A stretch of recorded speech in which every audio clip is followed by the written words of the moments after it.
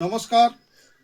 পশ্চিমবাংলার সাহিত্যপ্রেমী মুক্তমনা মানুষের কাছে গতকালের দিনটি ছিল স্মরণীয়। আমরা জানি গতকাল তসলিমা নাসরিন বিখ্যাত সাহিত্যিক দীর্ঘদিন বাদে পশ্চিমবাংলায় এসেছেন রাজ্য সরকারের সহযোগিতায়।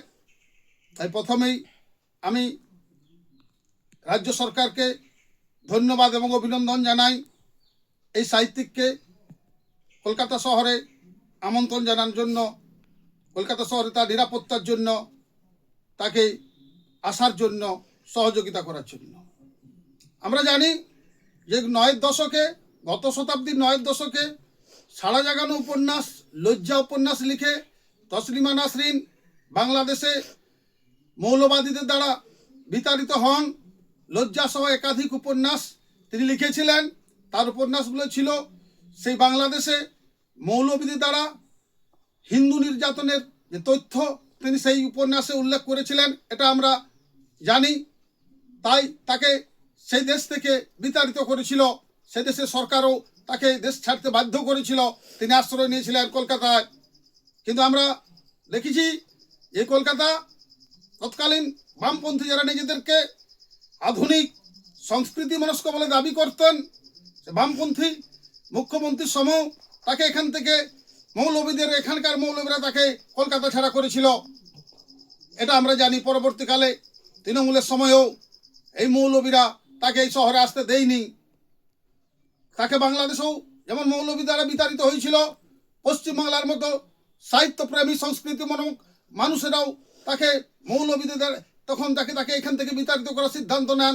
তাকে এই রাজ্যের তৎকালীন শাসকরাও সে কাজে মৌলবীদের সহযোগিতা করেছিল, তসলিমা নাসরিনকে সহযোগিতা করেননি। এটা তসলিমা নাসরিনের বক্তব্য থেকেই আমরা বুঝতে পারছি। তাই বর্তমান মুখ্যমন্ত্রী শুভেন্দু অধিকারীকে ধন্যবাদ। এবং শুভেন্দু অধিকারী বলেছেন যে তিনি যতবার খুশি এখানে আসবেন, স্বাধীনভাবে স্বাধীন চিন্তায় যতবার খুশি আসবেন। আমি যে কথাটা বলতে চাই, দেখুন, একজন সাহিত্যিক, একজন উপন্যাসিক, একজন কবি তার মতো কবিতা লিখবেন। সেই কবিতার সাথে আপনি সবসময় একমত নাও হতে পারি, কিন্তু গণতন্ত্রে এই অধিকার সকলের আছে। সেটা তসলিমা নাসরিনেরও ছিল। কিন্তু আমরা জানি যে যখনই আমাদের এদেশে সংখ্যালঘু মুসলিমদের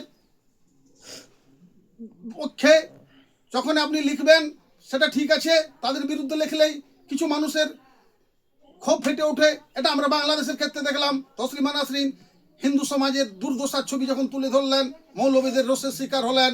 আমি এই বামপন্থীদের উদ্দেশ্য বলেই, তৃণমূলীদের উদ্দেশ্য বলেই, আপনারা তো ধর্মনিরপেক্ষতার কথা বলেন, তসলিমা নাসরিন এর ক্ষেত্রে আপনারা কেরাসি প্রয়োগ করলেন না?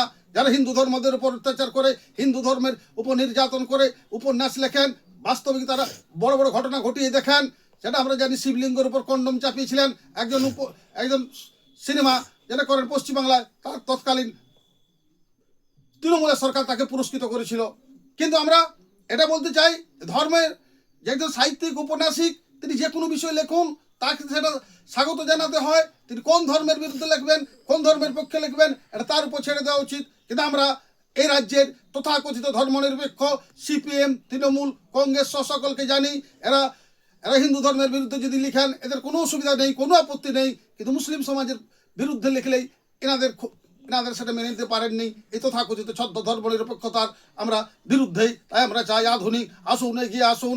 আমরা প্রত্যেকে মুক্ত চিন্তার মানুষ, স্বাধীন চিন্তার মানুষ।